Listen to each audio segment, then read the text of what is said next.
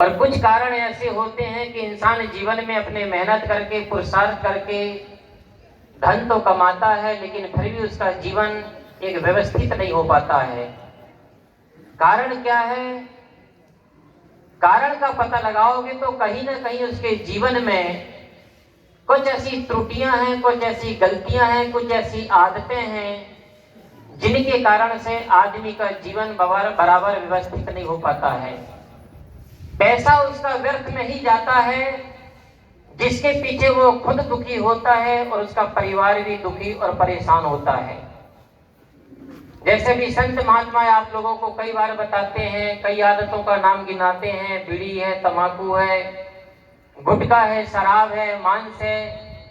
इन चीजों की छोटी छोटी आदतों को बना करके आदमी आज वर्तमान को दुखी और परेशान और अशांत बना लेता है, जिसके कारण से हमारा जीवन हमेशा अभावग्रस्त होता है।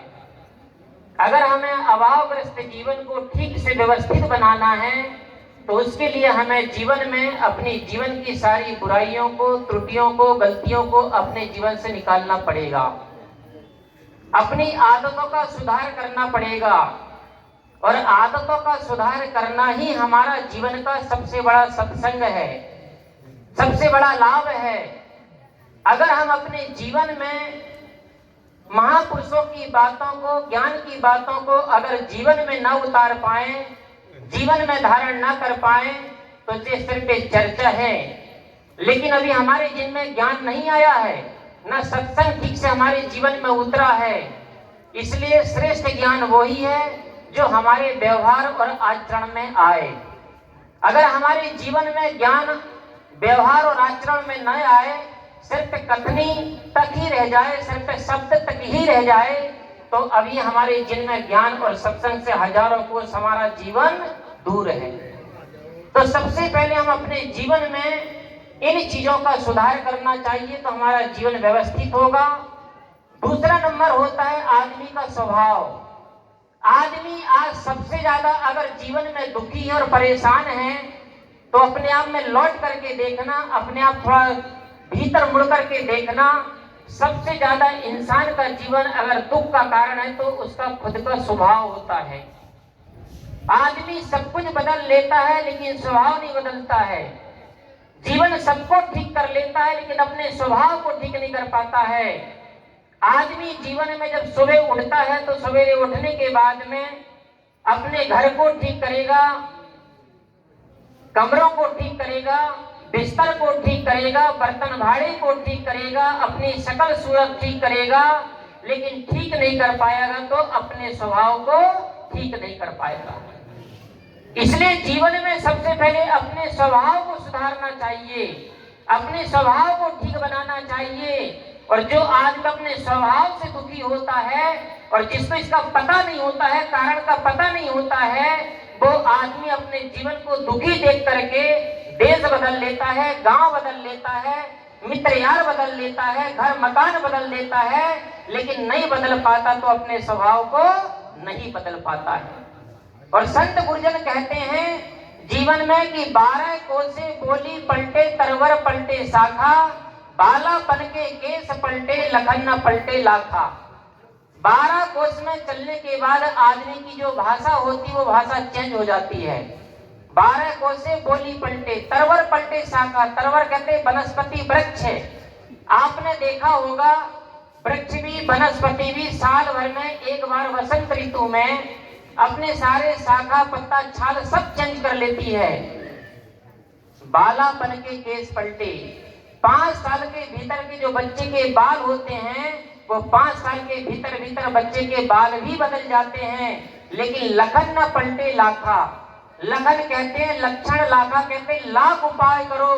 आदमी के जीवन में एक ऐसा भीतर से स्वभाव होता है, एक ऐसी आदत होती है जिसके पीछे आदमी अपने जीवन में उस आदत को, स्वभाव को नहीं बदल पाता है। चाहे वो हजारों कोस दूर चले जाए, चाहे कितने अच्छे महापुरुषों का संसाथ मिल जाए, कितने बड़े विवेकी ज्ञानी गुरु मिल जाए, कितने अच्छा मार्ग दिखाने वाले संत मिल जाए, लेकिन आदमी अपने जीवन में अपने स्वभाव को चेंज नहीं कर पाता है। हाँ, ये बात अलग है कि किसी का अलग अलग स्वभाव हो सकता है, किसी का कामी स्वभाव हो सकता है, किसी का क्रोधी स्वभाव हो सकता है, किसी का लोभी हो सकता है, किसी का मोही हो सकता है, किसी का अहंकारी हो सकता है, किसी का राग द्वेषी हो सकता है, किसी का छली कपटी स्वभाव हो सकता है। लेकिन हर आदमी के भीतर में एक ऐसा स्वभाव होता है जिसके पीछे, उसी स्वभाव के पीछे वो इंसान दुखी खुद होता है। तो हम अपने जीवन में अपने स्वभाव के कारण से दुखी होते हैं, अपनी आदतों के कारण से दुखी होते हैं। और जो आदमी अपने आदत को ठीक नहीं कर पाता है, अपने स्वभाव को ठीक नहीं कर पाता है, वो आदमी दुनिया में कहीं भी चला जाएगा, लेकिन उस आदमी को कभी जीवन में सुख और शांति नहीं मिल सकती है। चाहे लाख कोशिश करिए, लाख उपाय करिए, आप अपने खुद भीतर चिंतन करिए, खुद भीतर अपने खुद से पूछिए, कहीं ना कहीं ऐसी आदत है जिसके पीछे आपका जीवन दुखी, परेशान और अशांत है। और लेकिन हमारे दुख और अशांति और परेशानी का कारण हमेशा हम दूसरों को बताते हैं। मैंने सुना है कि एक समय की बात है, एक लड़की ऐसा नफरत से भरी हुई लड़की थी, ऐसा उसके जीवन में ईर्ष्यालु स्वभाव था, जब तक उसकी शादी नहीं हुई तब तक भी वो ईर्ष्या से जलती रहती थी। शादी होने के बाद भी वो अपने स्वभाव को परिवर्तन नहीं कर पाई। कुछ लोग ऐसे होते हैं कि समय अवस्था के अनुसार थोड़ा थोड़ा चेंज भी हो जाते हैं, लेकिन उस लड़की का स्वभाव चेंज नहीं हो पाया। जब उसकी शादी हुई तो शादी होने के बाद में कैसे घर में गई? ऐसे घर में गई जहां पर सिर पे दो ही सदस्य थे, माँ और बेटे। क्योंकि जब वो बेटे का जन्म हुआ था, 6 महीने के बाद उसका पिता इस दुनिया से छोड़ करके चला गया था। अंत में जाके उस माँ ने बड़े दुख और तकलीफ से अपने बच्चे का लालन पालन किया, दूसरे घर में बनी मजदूरी करके उस बच्चे को लालन पालन किया। धीरे धीरे जब वो बच्चा बड़ा होता गया तो उस माँ के सारे दुख दर्द मिटते गए, वो माता सारे दुख दर्द भूलती गई और उस माता के चेहरे में एक नया अरमान और सपना तैयार होता गया कि मेरा बेटा अब बड़ा हो गया है, बेटे की शादी होगी, घर में मेरे बहू आएगी और बड़े हम आनंद मंगल से रहेंगे। ऐसी वो माता कामना कर रही थी। समय सहयोग के बाद में उस लड़का की शादी हुई और उसी लड़की से शादी हुई।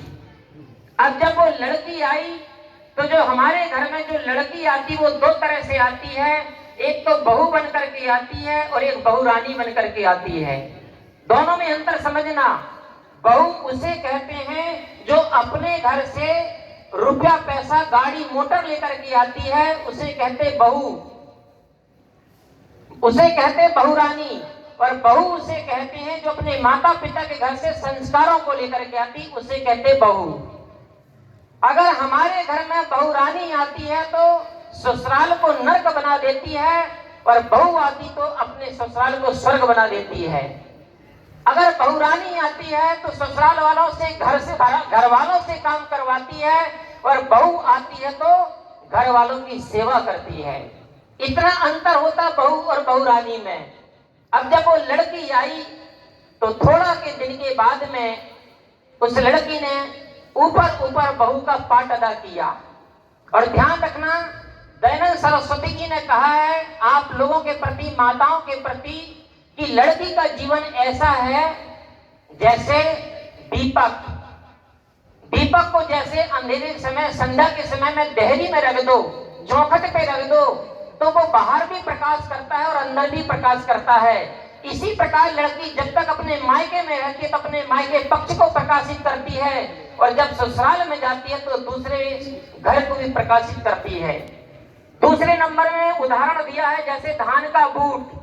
जैसे धान के वृक्ष को, पौधे को पहले लगाया जाता है, उखाड़ करके दूसरी जगह लगाने के बाद में वो झाड़ विकास करके किसान को हरा भरा करता है, लाभ पहुंचाता है। इसी प्रकार जब तक वो लड़की अपने मायके में रहती तब तक वो धान का बूट है और उसको वहां से निकाल करके जब उसे ससुराल में पहुंचाया जाता है तो उस घर को विकास और उन्नति की ओर ले जाती है। तो इसी प्रकार उसे कहते बहू। तो जो लड़की आई थोड़ा दिन के बाद में उसने बहू का पाठ अदा किया, धीरे धीरे बहू रानी का स्वभाव शुरू किया और जब उसने बहुरानी का पाठ अदा करना शुरू किया तो सबसे पहले उसने क्या मंत्र कहां से चालू किया? अपने पति से। तो पहले क्या काम किया? अपने पति को अंधा बनाने की कोशिश किया और कान से बहरा। उसने मंत्र को मारना शुरू किया और सच्चाई को देखना न पहुंच पाए, सच्चाई को देखने के लिए ऐसा उसके कानों में भरती गई और बात को बताती गई, लेकिन लड़का अपनी पत्नी के अधीन नहीं हुआ। क्यों? क्योंकि उस लड़के को मालूम था कि मेरा पिता 6 महीना के बाद में इस दुनिया को छोड़ करके चला गया था। मेरी माँ ने कितनी मेहनत करके, मजदूरी करके, नौकरी चाकरी करके मुझे पाला है, पोसा है, इसलिए मैं अपनी पत्नी के अधीन नहीं हो सकता हूं, मैं अपनी माँ के शरण में ही रहूंगा। उस लड़की ने कही कि देखो कि तुम्हारी माँ हमेशा खटपट करती रहती है, अगर तुझे मैं प्यारी हूं तो तेरी माँ को बाहर करना पड़ेगा और तेरी माँ के पास रहना तो मुझे जाना पड़ेगा। उसने कहा चाहे कुछ भी हो जाए लेकिन मैं अपनी माँ को छोड़ करके नहीं जा सकता हूँ, ना माँ को त्याग सकता हूँ, क्योंकि मेरी माँ का सहारा सिर्फ मैं अकेला हूँ।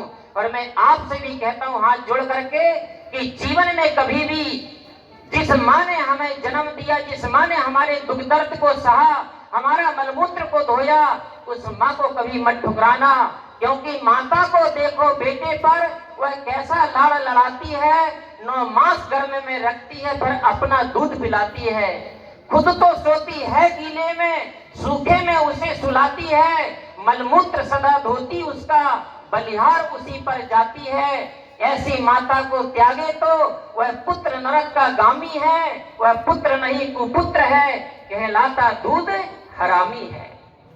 इसलिए अपनी जिंदगी में आज पढ़े लिखे लड़के लोग, पहले के जमाने में लोग नमक हरामी होते थे, लेकिन आज के टाइम में इंसान दूध हरामी होते हैं। किसके पीछे?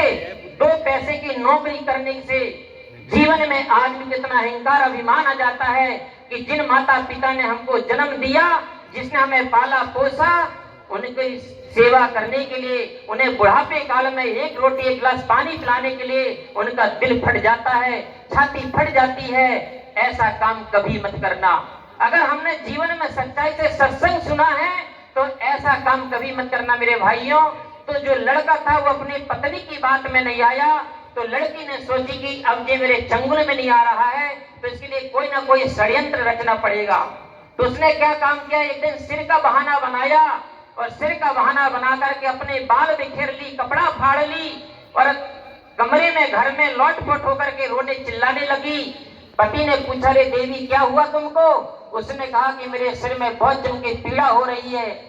तो उसने डॉक्टर के पास ले गया तो भी उसे कोई आराम नहीं लगा, एलोपैथिक वाले के पास ले गया, होम्योपैथिक वाले के पास ले गया, आयुर्वेदिक वालों के पास ले गया, सब जगह इलाज करवा लिया, लेकिन उसके सिर की पीड़ा ठीक नहीं हुई। क्यों नहीं हुई?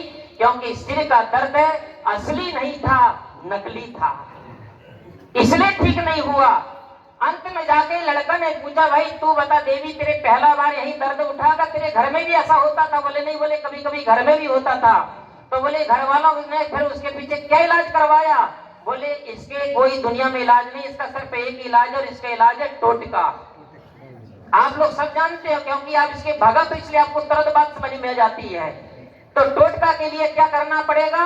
बोले जो तुम्हारी माँ है ना, इसका मुंडन करना पड़ेगा, चेहरे में कालीमा पोतना पड़ेगा, जूतों में माला डालना, गले में जूतों की माला डालना पड़ेगा और मेरे खाट के आसपास घुमाओगे तब मेरे सिर का दर्द ठीक होगा। उस लड़के ने सोचा कि मेरी माँ को मैं अपने से अलग नहीं देख सकता हूँ, अपने हाथों से मैं अपनी माँ की ये दुर्दशा करूं, ये तो बहुत बड़ा अन्याय है। जब उसको कोई बात समझ में नहीं आई तो उसकी माँ हमेशा एक संत के पास जाया करती थी। वो लड़का भी तुरंत उठा और कहा कि माँ मैं गुरुजी के पास जा रहा हूँ। गुरुजी ने उसे एक युक्ति सुझा दिया और युक्ति से ही मुक्ति है, ध्यान रखना। और जब संत के पास जब वो गया तो सीधा गुरुजी ने उसे युक्ति बताया, युक्ति सीख करके घर में आया और माँ को सीधे डायरेक्ट कमरे में बंद कर दिया और माँ से कहा, माँ जब तक मैं कमरे को ना खोलूं तब तक तुम आवाज भी मत करना, दरवाजा को खटखटाना भी मत। और वो सीधा बंदा उठा और सीधा अपने ससुराल गया। और ससुराल जाती सामने जैसा पहुंचा तो सामने दरवाजे में ही सासू माँ मिली। और जैसे जमाई राजा को सासू माँ ने देखा तो सासू माँ की 56 इंच का सीना चौड़ा हो गया। सासू माँ ने तुरंत उसे अंदर बुलाया, बिठाला और बढ़िया खातिरदारी किया, खूब खिलाया पिलाया। लेकिन ध्यान रखना भाइयों, एक राजस्थान की कहावत है, जात जिमावे आटे साटे, दामाद जिमावे बेटी साटे, और संत जिमावे तो छाती फाटे। कहते हैं कि समाज को एक दूसरे को खिलाने पिलाने में आदमी का कभी दिल नहीं दुखता है, क्योंकि एक दूसरे के घर में खाते पीते हैं। और दामाद की जब हमारे ससुराल में खातिरदारी होती है ना, तो आप ये मत समझ लेना कि आपका बहुत बड़ा आदर और मान सम्मान किया जा रहा है, बल्कि इसलिए आपका आदर मान सम्मान किया जा रहा है ताकि आप खुश रहोगे तो उनकी बेटी को आप परेशान नहीं करोगे, इसलिए आपका आदर और सत्कार किया जा रहा है। लड़की के बचाव के लिए आपको बलि का बकरा बनाया जा रहा है। लेकिन दामाद क्या सोचता है कि मेरा बहुत बड़ा स्वागत हो रहा है। लेकिन वही इंसान जो समाज को खिलाने में, दामाद को खिलाने में इतना उदारता दिखाता है, लेकिन संत पहुंच जाए और संत को अगर एक टाइम का रोटी और भोजन कराना है तो उसी आदमी को 10 बार सोचना पड़ता है।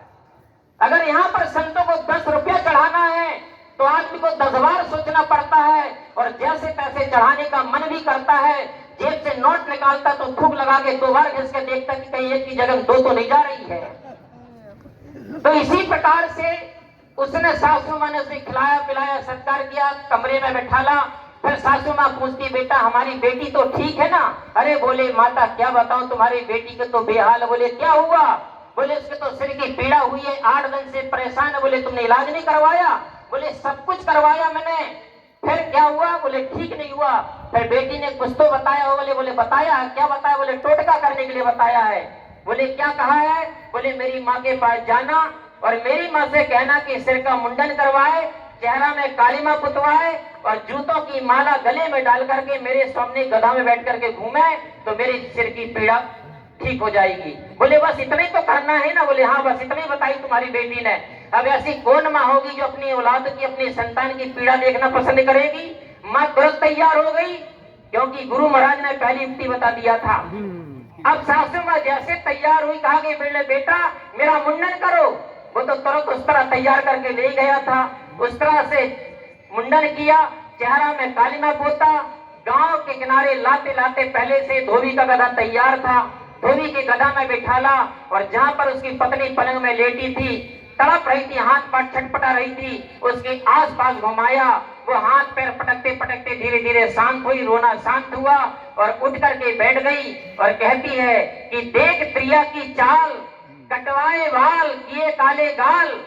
अरे देख मेरे पति देव, तू जो अपनी माँ का भगत बन रहा था, आज तेरे हाथ में तेरी माँ की मैंने क्या दुर्दशा कर दिया। देख प्रिया की चाल, कटवाए बाल किए काले गाल। इतने में पति कहता है कि देख मर्द की फेरी और माँ मेरी है कि तेरी। जब उसने इस प्रकार से बोला और जब उसने ठीक से देखा तो पता चला कि मेरी सासू माँ तो नहीं है, मेरी खुद की ही माँ निकली। तो सज्जनों, जीवन में इस प्रकार से ऐसा कभी स्वभाव मत बनाना जो अपने लिए और दूसरे के लिए दुख का कारण बने, परेशानी का कारण बने। क्योंकि अंत में ध्यान रखना, दगा किसी का सगा नहीं है। ना मानो तो कर देखो, और जिसने जग में दगा किया है उसका घर जाकर देखो, उसका घर जाकर देखो। तो सज्जनों, ये बाहर का घर मत देखना, उनका दिल का घर देखोगे तो चकनाचूर मिलेगा आपको। इसलिए सत्संग का अर्थ ही है कि हम जीवन में अपने आप को सुधार करें, अपने आप को ठीक बनाएं, अपनी आदतों को सुधार करें। इसी का नाम सत्संग है। मुझे जो टाइम दिया गया था, मेरा समय पूरा हुआ। आपने बड़े शांति का परिचय दिया, शांति से श्रवण किया, इसलिए बहुत बहुत धन्यवाद है। घड़ी कर रही इंतजार और आप लोगों के भीतर बैठे हुए प्रभु को नमस्कार। एक बार सभी लोग मिलकर के जयकारा लगाएं। बोलिए सतगुरु श्री कबीर साहेब की।